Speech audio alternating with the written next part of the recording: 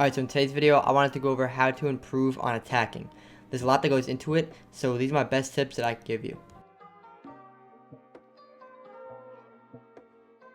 Alright, so when it comes to attacking, there's actually a lot that goes into this. So the couple things I want to cover today, I want to talk about droning, I want to talk about flank drones, I want to talk about going in with a plan, I want to talk about bringing the best composition you can bring, as well as talking about the post-plant situations and making sure you communicate as well throughout the whole attacking round. Alright, so the first thing I want to talk about is pretty basic, but I want to make sure I get the basics out of the way before I start going into detail on what else I feel you need to do. So, for example, let's say you start off the round and you send a drone in, you find out what side it is. That's the first thing you should always be doing. And then after you figure out where the side is, you want to make sure that you have it planned and you're not just all going in and fragging out and just like not really communicating. So, for example, if they're in a site where there's vertical play, you can have two people go upstairs and open up the floors. What this does is it makes those two people upstairs have to kind of roam clear, as well as they can open up the floor and cut people off from the place that the diffuser is going to be planted, or where the thermite and thatcher are going to be when they open up the wall. You want to make sure it's as easy as possible for the people to plant that have the diffuser, and you can do that by taking vertical control. Now this also gives everyone a whole general idea of who's doing what, so you want to make sure you're very communicative with your team, and it will help you all just not really get lost on who's doing what, and it will help a lot. Now that's a lot easier said than done, so I want to give you guys a bunch of tips on how to make sure you can always have the best outcome in your ranked games, especially when you're attacking. Now, one major factor when it comes to attacking is your drones and your drone economy. Now, for example, you should really always have one person go in and find the bomb site, and the rest of you should be setting up during prep phase. And just have it set up to where you're going to push. Now, for example, you'll see in this clip, I have it set up because I'm going to be IQ and I'm going to go below and get stuff off the wall because Thatcher's banned. But I have a prep phase drone, and now it tells me that there's somebody in here, but this person has no idea I know that they're in here. So what these drones will then do, it will allow you to save time so you don't have to drone out. It will allow your drone from being destroyed, and also saves you a whole nother drone.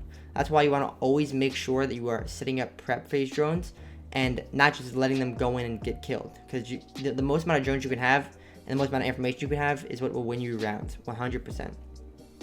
Now you want, like I said, you always want to make sure you're attacking with a plan. Now another reason you want to save drones is for this. So you'll see here I set up a flank drone. Now what this does is it allows the person who dies to not be useless. They can then go on my camera, and then I can tell them, hey, watch my flank drone on Astro stairs, and then I can continue to open up the floor upstairs and not have to worry about my flank, not have to worry about doing certain things and watching out. It saves so much time and will save you lives, trust me.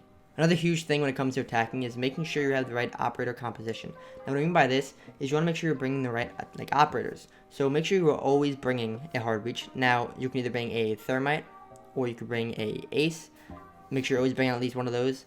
Then you can also have a Habana if you think they're going to go somewhere where you need to get the hatches, as well as bringing a Thatcher or Maverick. Now this all depends on if they get banned. People ban Thatcher so much, so if Thatcher is banned, then take Maverick. Maverick will help you open up walls and will help you open up places where you can shoot the bandit, shoot the Cade, or you can make a hole in the electrical wall and get the Cade off the wall if you throw a grenade in.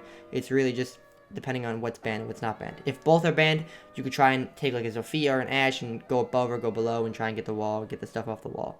But you also want to make sure you're always bringing a flank watch. Now what I mean by this is making sure you're always bringing a Gridlock or a Nomad. I would say Nomad. Gridlock's not as good in my opinion, but she's fine as well. She could do a great job.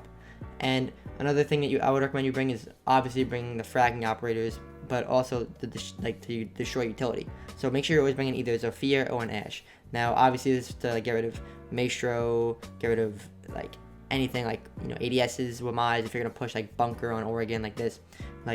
You want to make sure you have something to destroy the walls, as well as, it's just good to have a fragging operator who has a good gun and, can actually frag out. And one more thing you want to always make sure you bring is something for vertical play.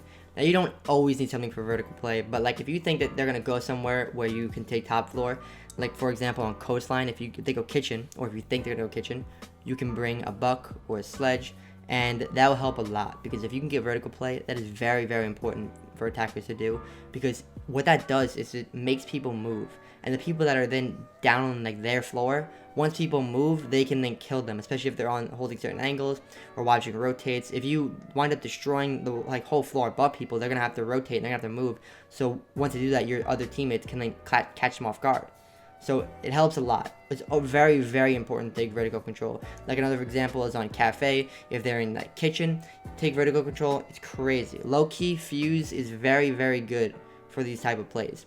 I would not recommend bringing Fuse every time, but I'm just saying, like if you know that you can take a mass amount of like vertical control, Fuse is very good, because anything to make people move is what you need, especially after the wall's open too. Like, it's crazy. It's very underrated bringing like Fuse for certain vertical plays, but like I said, don't bring him all the time. I'm not saying he's the best operator in the game. I'm just saying for certain like examples, he's very, very good on.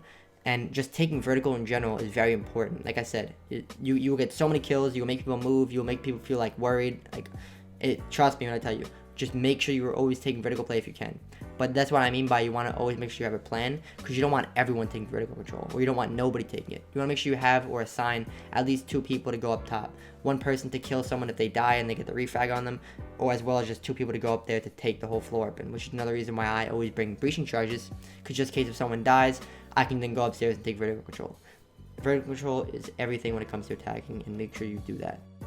Alright, so the last thing I want to talk about is the post-bomb plant, or after the bomb is planted.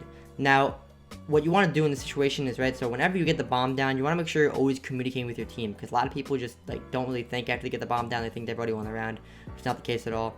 You want to make sure you don't have like the same 2 people watching the same spot. Right when you get the bomb down, you want to immediately call out, hey, I'm watching this hallway, you watch this, or what are you watching? Make sure you're always communicating, because it's such a big problem that I notice is there'll be 2 people watching the same exact spot, and they'll just get like destroyed from something else. So you want to always make sure you're communicating and letting the other person who's alive with you, or the other people, let them know what you're watching and what you're going to be holding.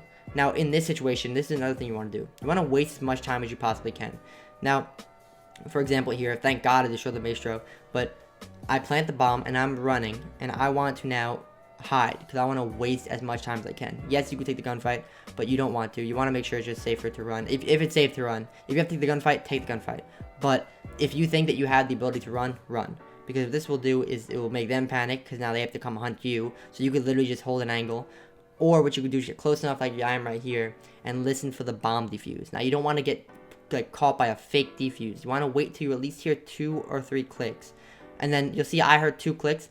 I knifed around the corner to try and get him off the defuse, and which it worked, because you know the sound cue, he thinks I'm like behind him or something. I don't know, that kid was lost. I don't know why he thought I was in front of him, but that's just the sound in this game.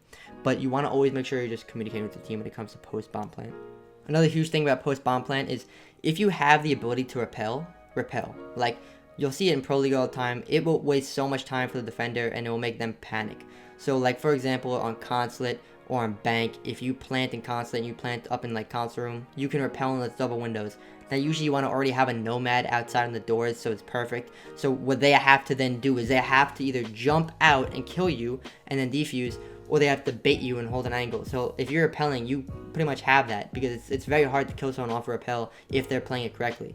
And it wastes a lot of time and makes people panic. So I'd always recommend only if you have the ability to. You don't want to just go for a repel and die. If you think that you have the ability to, repel, because it will help a lot. Now overall, don't forget, this is a summary of this. I just want to explain. Make sure you're always going in with a plan. Make sure you're always communicating with your team. Make sure you're always setting up drones during prep phase. Making sure you're always setting up flank drones for when your teammates die, or if you die. Make sure you're always bringing the right composition. These are the best ways that I think that you will improve as an attacker and a group, like, you know, improve as a group as well. So I hope you did enjoy. Leave a like, leave a comment, and let me know what you think. Peace.